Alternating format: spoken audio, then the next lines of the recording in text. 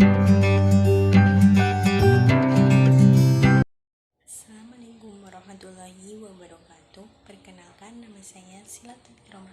Saya dari Fakultas Tarbiyah Prodi PAI 3C, Institut Agama Islam Nahdlatul Ulama Kebumen. Saya akan membuat video tentang silabus dan prota untuk memenuhi tugas mata kuliah Administrasi Pembelajaran yang diampu oleh Bapak Agus Salim Hamidi, MPDI. Yang pertama, saya akan membahas tentang silabus.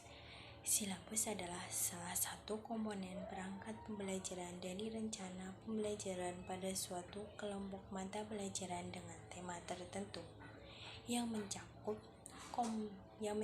standar kompetensi dasar, materi pembelajaran, indikator, penilaian, alokasi waktu, dan sumber belajar yang dikembangkan oleh setiap satuan pendidikan.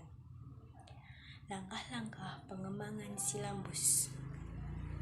Yang pertama, mengkaji standar kompetensi dan kompetensi dasar. Yang kedua, mengkaji standar kompetensi dan standar kompetensi mata pelajaran sebagaimana tercantum pada standar isi. Yang ketiga, mengidentifikasi materi pokok atau pembelajaran. Yang keempat, mengidentifikasi materi pokok atau pembelajaran yang menunjang pencapaian kompetensi dasar.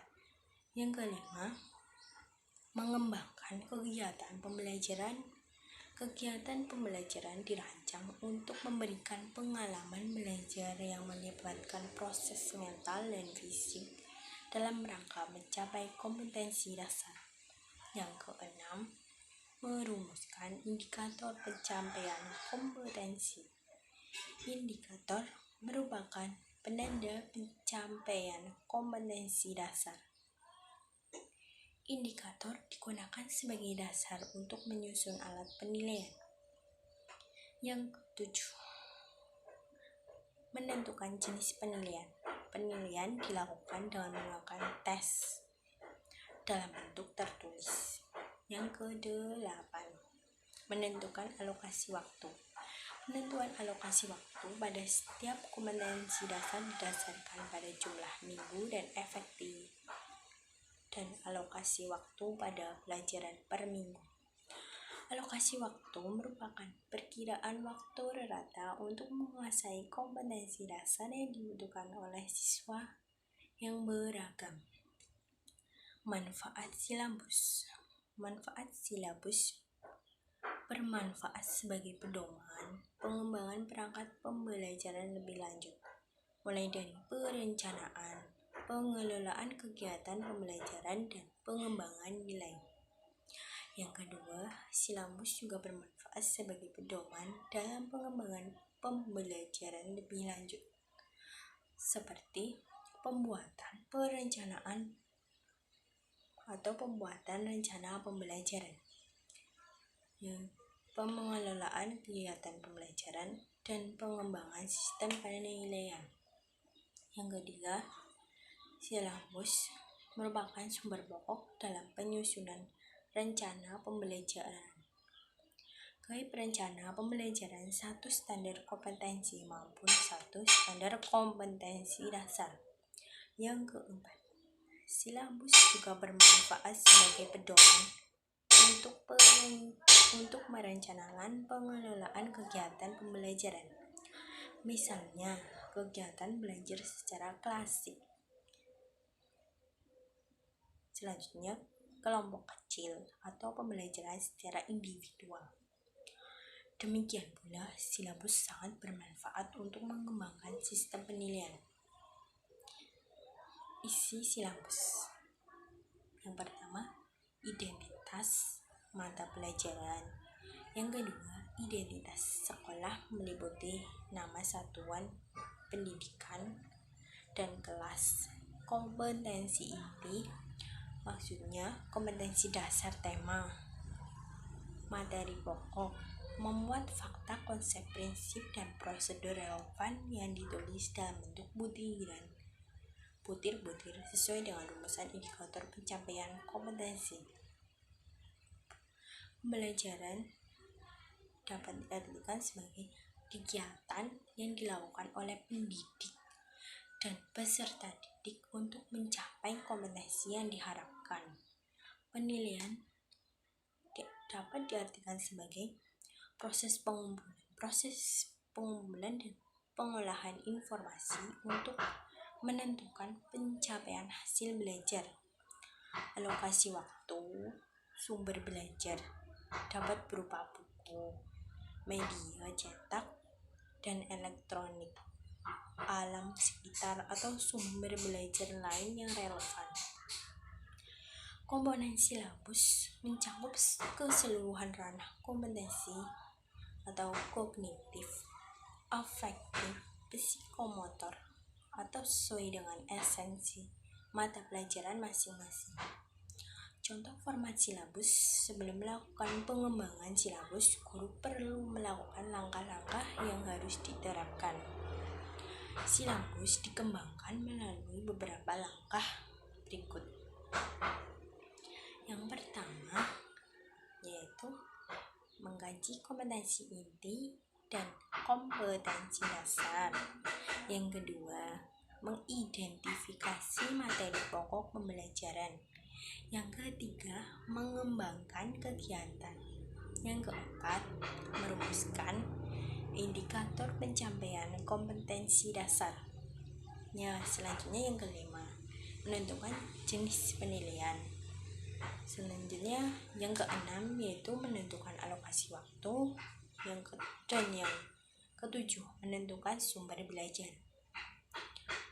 Selanjutnya saya akan membahas tentang Prota atau program tahunan adalah susunan alokasi waktu pembelajaran selama 1 tahun untuk mencapai standar kompetensi dan kompetensi dasar yang diharapkan. Alokasi waktu sangat diperlukan seluruh standar kompetensi dan kompetensi dasar bisa diterapkan dan diterima oleh para peserta didik. Prota atau program tahunan merupakan administrasi pembelajaran yang menjadi dasar bagi susunan administrasi pembelajaran lainnya. Artinya, Prota merupakan gambaran umum yang akan Anda lakukan selama 1 tahun atau 1 semester tersebut. Untuk pengertiannya secara spesifik sebagai berikut. Yang pertama, Prota adalah susunan alokasi waktu pembelajaran selama 1 tahun untuk mencapai standar kompetensi dan kompetensi dasar yang diharapkan.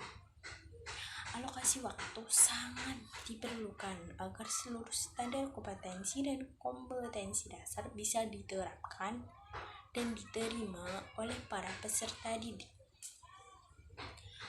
Bapak atau Ibu bisa menyusun Prota setelah jumlah jam mengajar mata pelajaran tertentu sudah diketahui.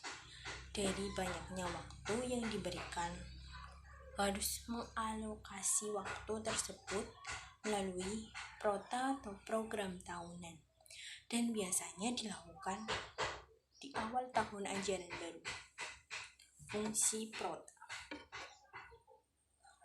Adapun fungsi Prota adalah sebagai berikut.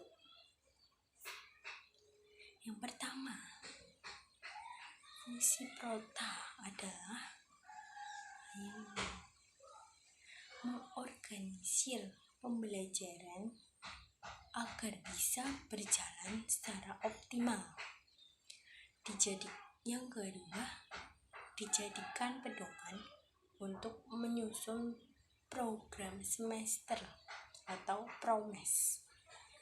Yang ketiga, dijadikan pedoman dalam menyusun kalender pendidikan, digunakan sebagai acuan untuk mengoptimalkan penggunaan waktu efektif pembelajaran yang tersedia. Langkah penyusunan Prota. Untuk menyusun Prota tidak bisa asal membuat. Hal itu karena Prota merupakan acuan yang akan digunakan dalam proses pembelajaran. Itulah mengapa terdapat langkah untuk menyusun prota. Adapun langkah penyusunan prota adalah sebagai berikut. Yang pertama, langkah penyusunan prota atau program tahunan, yaitu menganalisis kalender pendidikan dan menyesuaikan kebutuhan berdasarkan ciri atau karakter unik satuan pendidikan. Yang kedua, memberikan tanda untuk hari libur, permulaan tahunan ajaran baru, pekan atau mingguan efektif untuk belajar, dan jam efektif belajar setiap minggu. Adapun hari libur yang perlu diberi tanda meliputi libur akhir tahun, ajaran baru, libur keagamaan, libur hari besar nasional, dan libur untuk hari yang khusus. Memperhatikan minggu efektif guna menyusun alokasi waktu di setiap kompetensi dasar, menetapkan alokasi waktu yang diperlukan untuk setiap mata pelajaran, kompetensi dasar, dan pokok bahasanya di pekan efektif. Alokasi waktu yang disediakan harus dengan ruang lingkup materi, tidak kesulitan. Pentingnya materi dan waktu untuk melakukan review pada materi tersebut. Demikian yang dapat saya sampaikan, kurang lebihnya memohon maaf yang sebesar-besarnya. Wassalamualaikum warahmatullahi wabarakatuh.